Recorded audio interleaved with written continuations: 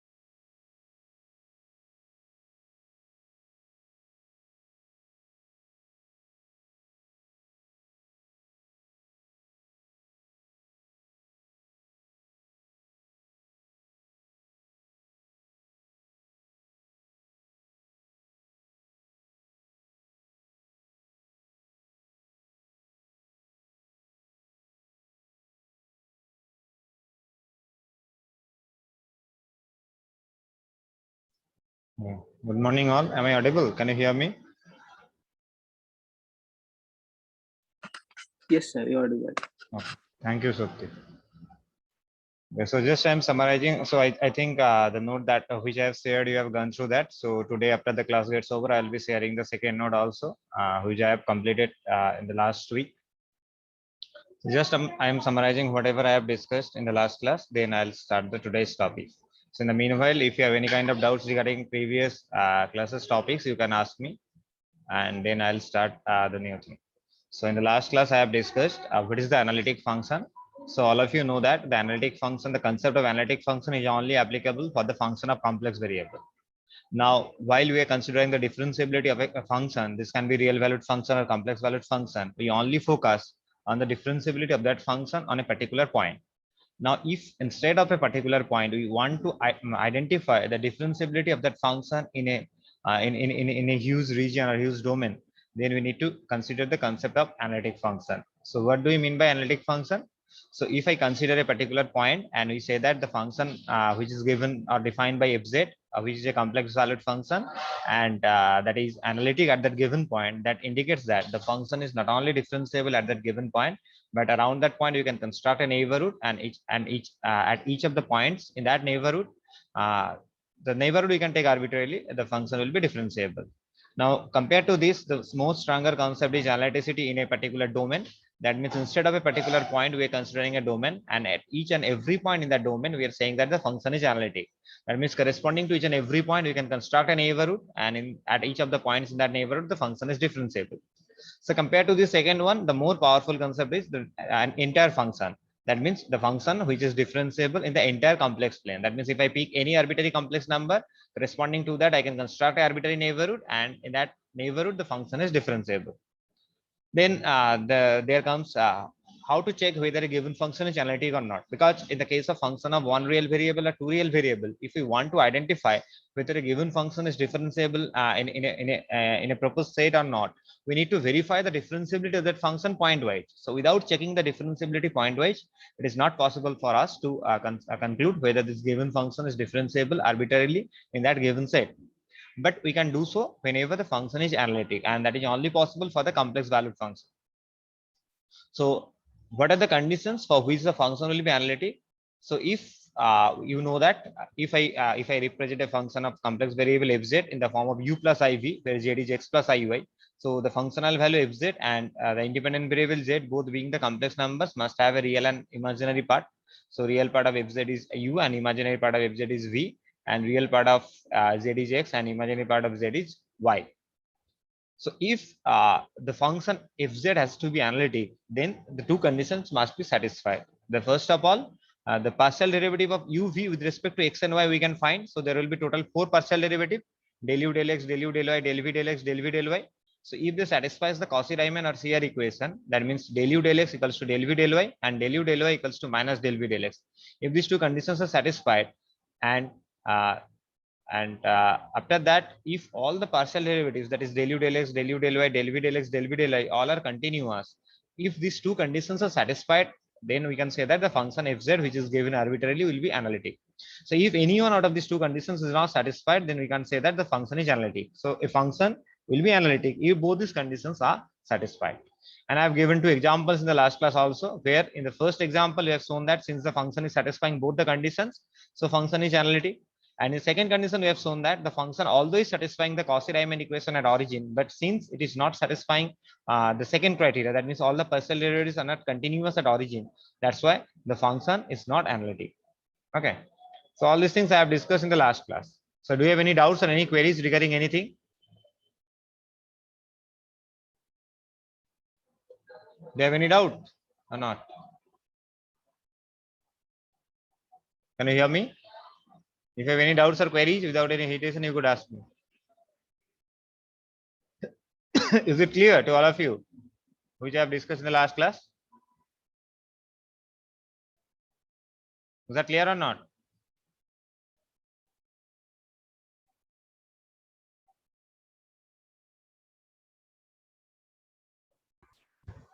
Okay, thank you, Abhishek. Okay, thank you all. Yes, sir. Yes, sir. Okay. So today I'll be discussing one concept, that is harmonic function, and that is also a very powerful or useful concept, because if we know that the function is harmonic, then if we know the real or imaginary part, from that we can find the other one. Just let me share the screen first.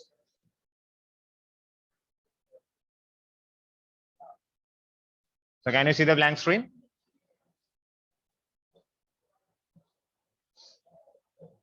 Is it visible, the blank screen? Yes, sir. Okay. So here we'll be studying the harmonic function.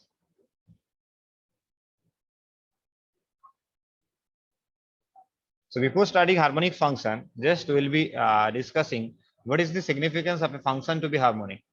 So if a function fz, we have studied so far the analytic function fz analytic.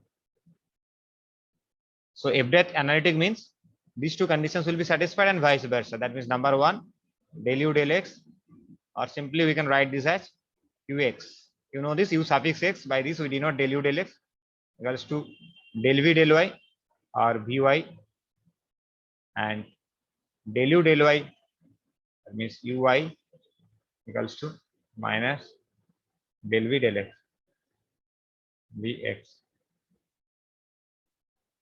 So this is called a CR equation, a Cauchy-Riemann equation. And number two, del u del x, del u del y, del v del x, del v del y, all must be continuous.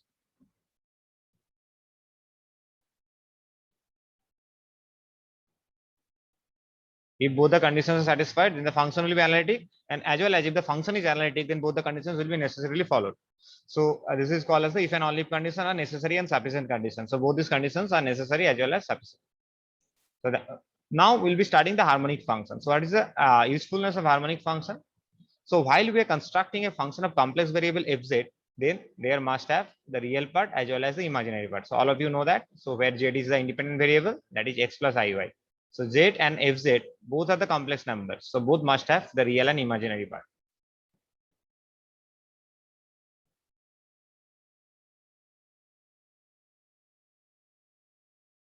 Okay. So harmonic function means, what do you mean by the harmonic function, or what is the usefulness of harmonic function? So here, if the function is harmonic as well as if the function is analytic, so both are inclusive. That means if the function is analytic, then it will be harmonic. If the function is harmonic, then both the real and then if the function is harmonic, then it will be analytic also. So both are exclusive. So what is the concept of harmonic function? So if the function is harmonic, then what will happen here? So if I know the real part, say we know the real part of a function, so we don't need to find the imaginary part. Rather, from the real part, we can identify the imaginary part if the function is analytic as well as harmonic. So that is the concept. That means in order to construct a complex valued function, we need both the real part as well as the imaginary part. But here, if I know the real part and if I know that function is analytic as well as harmonic, without knowing the imaginary part, from real part we can construct the imaginary part and vice versa. That means if the function is harmonic as well as analytic and we know the imaginary part v, and from that we can construct the real part u without knowing it directly. So that is very much important. That means because in order to construct a complex valued function, we need both the things. But by finding out by knowing one thing, we can find out the another. So what is the harmonic function? So harmonic function means it's a function of two variables. This may not be a function of complex variable. This may be a function of real variable. So let's say f of xy. So f of xy is a function that is a function of two variables x and y. It will be called as harmonic function if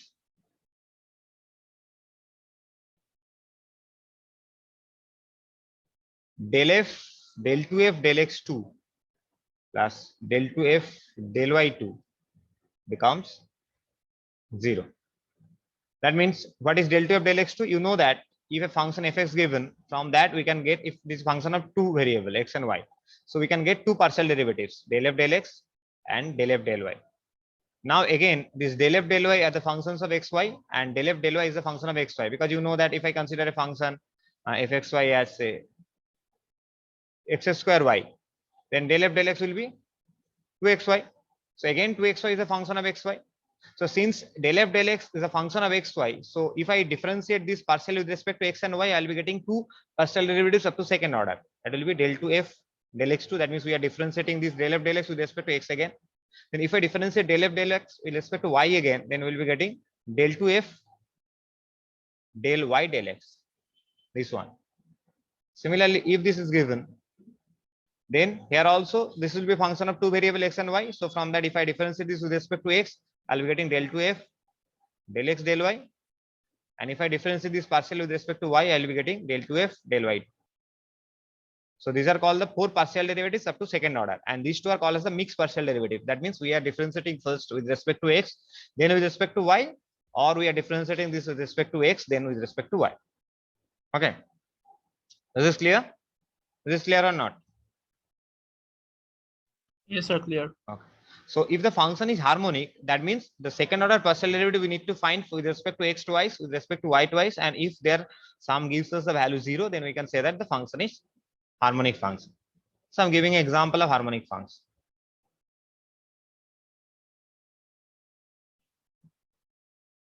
Let's say fxy is given as x square minus y. So this is a function. Now we need to verify whether this is harmonic or not. So what we can now, how we can proceed? So first we'll find out the first order partial derivative with respect to x, that will be 2x. If I find the first order partial derivative with respect to y, this will be minus 2y. Again, if we differentiate this with respect to x again, then I'll be getting second order partial derivative, that will be 2. And if I differentiate with respect to x again, I'll be getting y again, then I'll be getting minus 2. So here del 2f del x2 plus del 2f del y2 gives us the value 0. So that's why here we can say that the function which is denoted by this is harmonic function. Is that clear? Yes, sir. Okay. Now, what is the relationship between harmonic function and analytic function? Now, analytic function only can be the function of complex variable. Now, let's say let fz be analytic. Since fz is a complex valued function, so it must have the real and imaginary part. So real part will be a function of xy, imaginary part will be a function of xy. So if the function fz is analytic, then what will be followed? Then uxy and vxy both will be harmonic. So if I consider a function of complex variable, then its real part and imaginary part will be functions of x and y. So separately, if the function is analytic, then real part as well as the imaginary part both will be harmonic functions. And the reverse will also be followed. That means converse is also true. That means if uxy and vxy are two functions of two variable which are harmonic, Let's say these are two functions of two variable and both are harmonic. Then by joining them, I can construct a function of complex variable in the form of uxy plus ivxy. So this must be analytic. That means if the function is analytic, then its real and imaginary part both will be harmonic. And if there are two arbitrary functions of two variables which are analytic, then by joining them in the form of u plus iv, the function that we can frame will be obviously analytic. So that's why this is the relationship between analytic function and a harmonic function. So just I'm giving one example. Let's say the function fz is z square. So in the last class, I have told that you can verify that this will be analytic, because if you break this in the form of real and imaginary part, you'll be getting the real part as this. So this is uxy and imaginary part as this. Sorry, 2xy. So that will be our vx. So here you can verify that both u and v will be satisfying the Cauchy-Riemann equation, as well as all the 4 partial derivatives from that we can obtain from here will be continuous. Okay. Now already we have shown that this uxy is harmonic. So now we need to show that this vxy is also harmonic, because since fz is analytic, we know that fz is analytic. So already I have told that since fz is analytic, so both the real part and imaginary part should be harmonic. So already uxy I have shown here, uxy this I have shown that this is harmonic. So now I need to check it for vxy. So what is vxy? Vxy is 2xy. So what is del v del x? What is del v del x?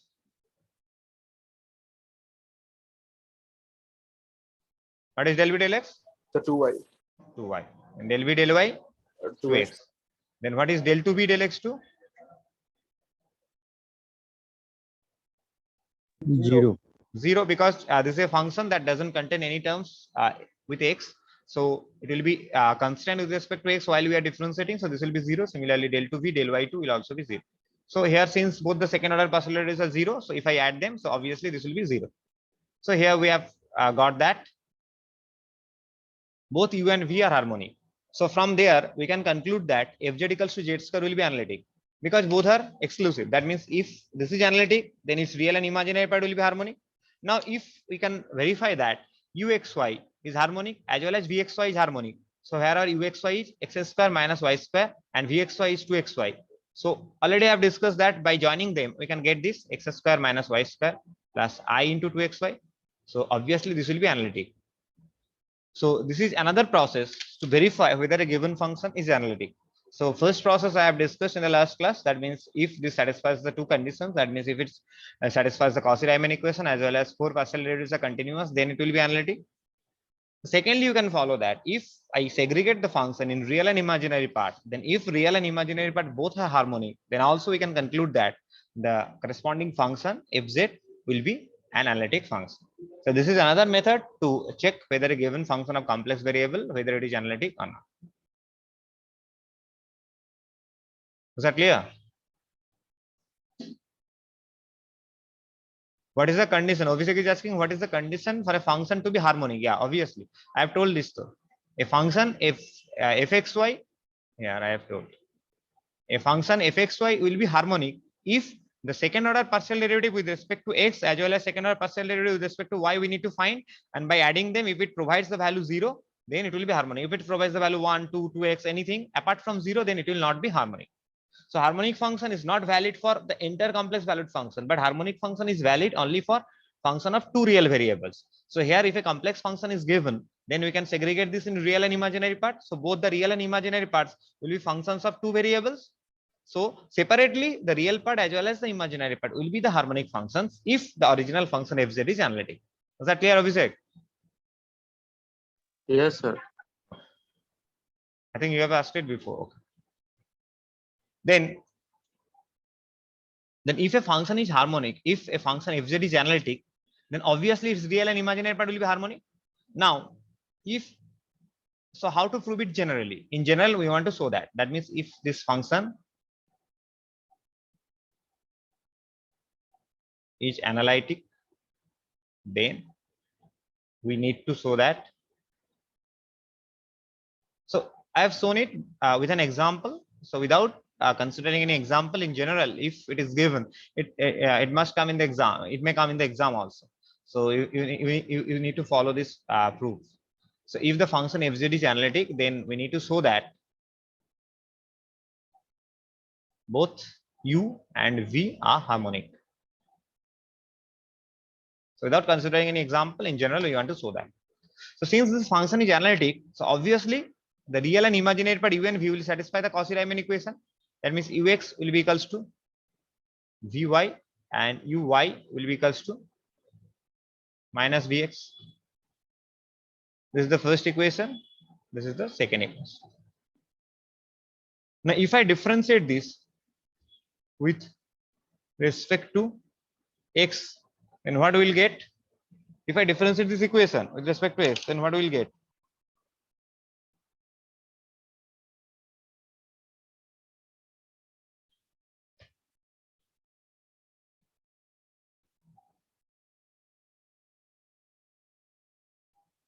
We are going to differentiate this entire equation with respect to x. This is u. So what we will get? Can anyone tell me what we will get?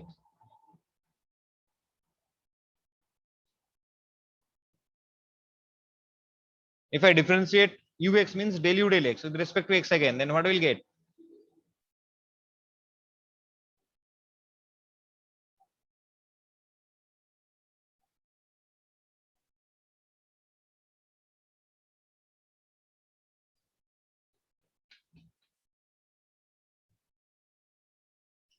We are differentiating del u del x again with respect to x. Then what we will get?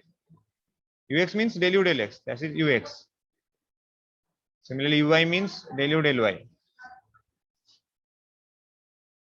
Del v del x is v suffix x and del v del y will be v suffix y.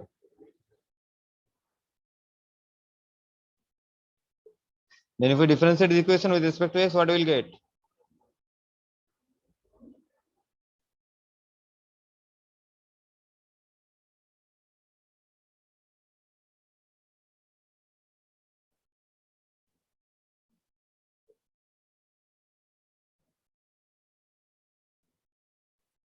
Anyone? Have you got my point? What I am asking? Is that clear or not?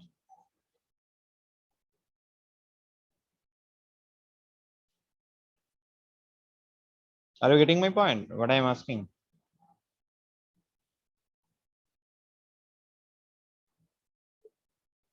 Yeah. So Rudrunil, you can unmute yourself and tell, because while I am sharing the screen, so sometimes it is not possible for me to Yes, check. sir. So it will be d2u by dx square equal to Not by dv. dx squared, del 2u del x2. So this Yes, will sir. be uxx. That means del 2u del x2. So uxx means del 2u del x2. And that will be vyx. Vxy. X first, then y. Because already we have differentiated with respect to x, then we'll differentiate with respect to y. So the naming will be like the one which you're doing just at the moment that will come first. Yeah. Okay, sir. Then if I differentiate this with respect to y, then what will get? Uyy Y equals to minus minus vyx. vyx. Now this mixed partial derivatives, I think you have studied in the first semester. So mixed partial derivative, that means say del 2u del x del y and del 2u del y del x are not equal always. But there is a condition when these two will be equal. Do you know what is the condition? So these are called the mixed partial derivative. That means we are differentiating this u first with respect to y, then with respect to x, and these with respect to x first, then with respect to y.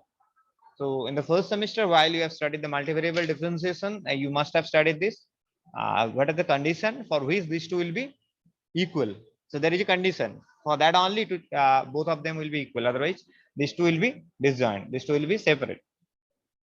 Can anyone tell me what is the condition? Have you gone through this? Can you remember it?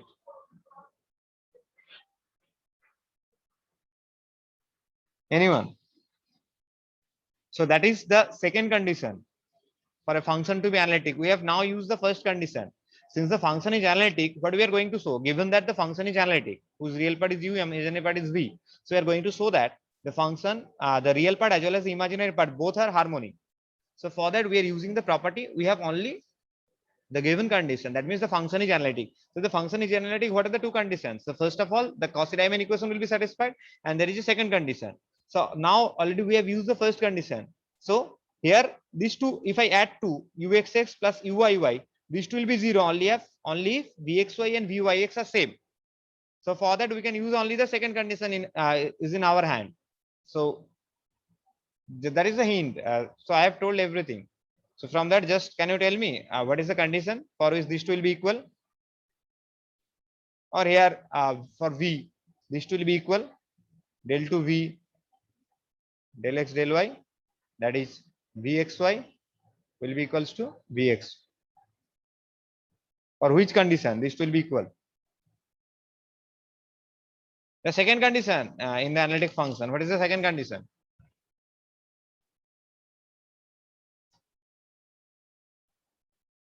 I have told repeatedly. What is the second condition?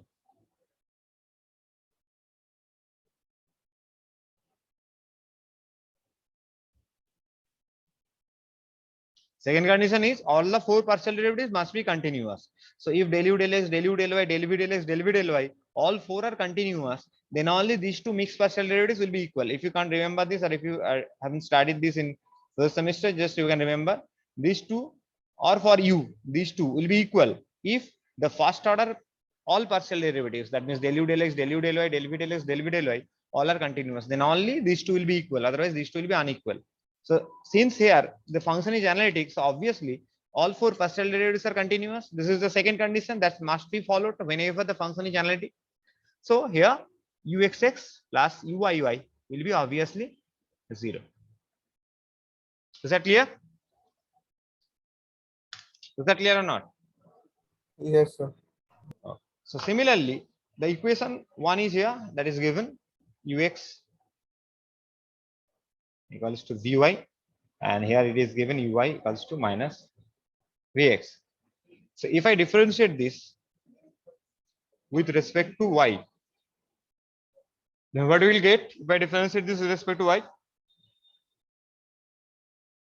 We are differentiating the equation with respect to y.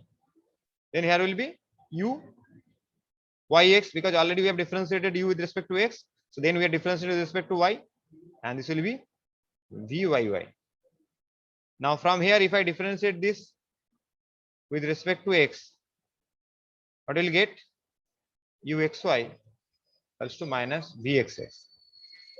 Now similarly here also uyx and uxy will be equal, since del u del x, del u del y are continuous. So that's why if we add both, then vxx plus vyy will be 0. So uxx uyy is 0, vxx vyy is 0. So both the real part of that function and imaginary part of that function are harmonic. So we have actually proved this by using the condition that the function is analytic. If fz is analytic, then both of its real and imaginary part will be harmonic. Is that clear or not? This proof might come in the exam.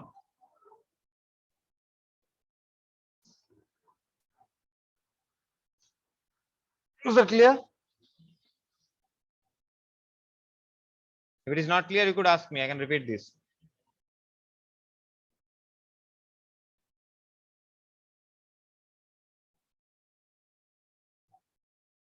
Is it clear? Please respond. Whether it is, have you understood this or not? Yes, sir. Is it clear to everyone? Yes, sir.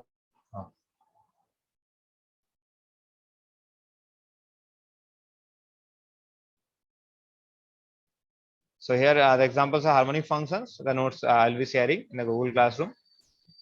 So that is a theorem that I have told just now. If the function is analytic and all the partial derivatives u and v are continuous, then both u and v are harmonic functions.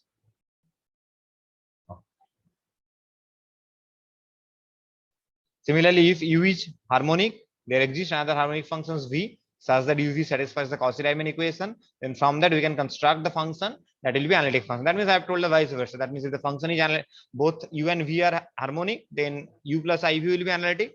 And similarly, if fz, that is u plus ib, is analytic, then both u and v will be harmonic functions. Now harmonic conjugate. Harmonic conjugate means if u and v are harmonic such that the function fz is u plus iv, which is analytic, then u is called as the harmonic conjugate of v and v is called the harmonic conjugate of u.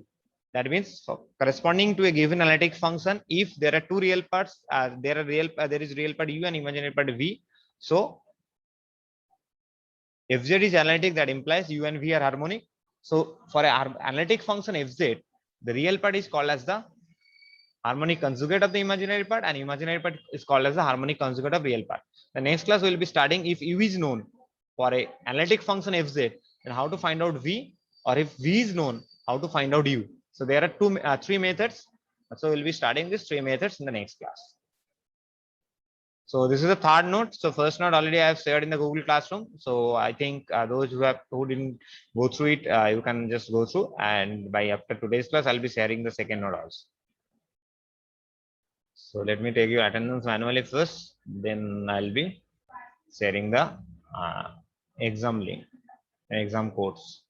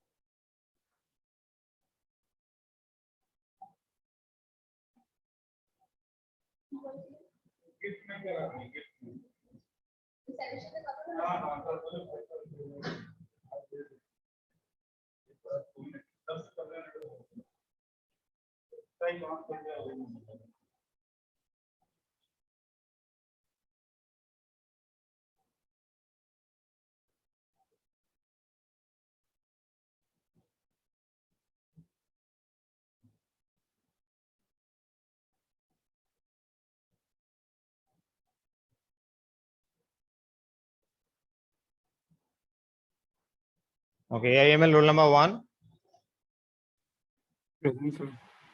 2, Present, sir. 3, Present, sir. 4, Presence of 5, Present, sir. 6, 7, 8, Sir, all 7 present. Sir, all 8 present. 7, 8 given, 9, Present, sir. 10, present, sir. 11, Present, sir. 12, 13, 14, 14 present, sir. 15, 16, Present, sir. 16. 17, 18, 19, Present, sir. 20, 21, 22, 23, Present, sir. 24, 25, 26, Present, sir. 27, Present, sir. 28, Yes, sir. 29, Present, sir. 30, 31, 32, Present, sir. 31 present, sir. 31 given, 32, 33, 34, Present, sir. 35. Sir, all 32 present. So just whenever I'm calling your roll number, just try to respond, because while I'm calling the roll number of 31, 32, then others must Be prepared. 35, 35 present. 36, Present, sir. 37, Present, sir. 38, Present, sir. 39, 40, Sir, 41, 39 present. Sir, 39 present. 40, Present, sir. 41, And sir, roll number 30 also, sir. 42, 42, 43, 44, Present, sir. 44, 45, Present, sir. 46, Present, sir. 47, Present, sir. 48, Present, sir. 49, Present, sir. 50. Present, sir. CSBS roll number 1, Present, sir. 2, Present, sir. 3, Present, sir. 4, Present, sir. 5, 6, Present, sir. 6 present. 7, Present, sir. 8, Present, sir. 9, Present, sir. 10, 11, Yes, 12, 12, 11 present, present. sir. 11 present. Sir, given 12 it. present. Yeah, given. 13, 14, Present, 15, sir. 15, Present, sir. 16, 17, 18, The 17 present, sir. 18, 19, 20, Present, sir. 21, Present, sir. 22, Present, sir. 23, 24, Sir, 24 present. 25, Present, sir. 26, Present, sir. 27, Present, sir. 28, Present, sir. 29, Present, sir. 30, Present, sir. 31, Present, sir. 32, 33, Present, sir. 34, Present, sir. 35, Present, sir. 36, Present, sir. 37, Present, sir. 38, Present, sir. 39, Yes, sir. 40, Present, sir. 40, Present, sir. 42, 43, Present, sir. 44, 42 present. sir. 42 given, 44, Yes, 45, 46, 47, Present, sir. Present, sir. Sir, 46 present, sir. 48, Present, sir. 49, 50, Present, sir. 49, Present, sir. okay, 50 present, 51, Present, sir. Present, sir. 52, Present, sir. 32 present. So many of them are written in chat box. 16 CSBS present. but I can't see what 32 whoever is CSBS written in the chat present. box, because I have told that you need to unmute yourself and respond, because while I'm giving it here, so it is not possible me to check. So many of them written, they can't unmute. So I can call the roll numbers. So roll 15 AIML, roll 12,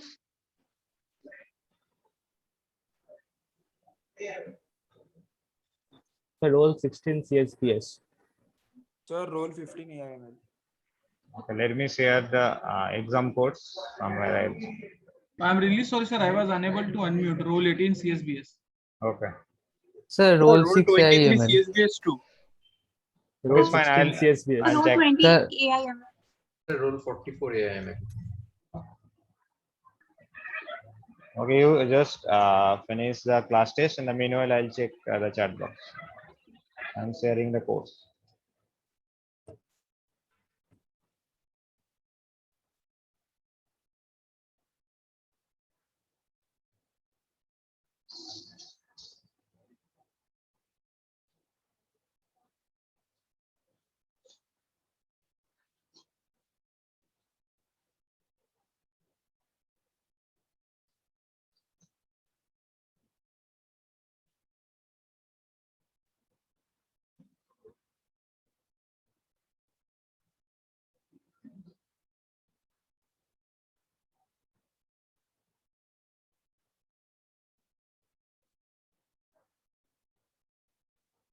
Okay, so I have given the exam codes, and this is the link. So just click the link and provide the exam code as well as your full enrollment ID and finish the class test. So just someone from AIML and CSBS, just check and let me know whether you can access it right now or not.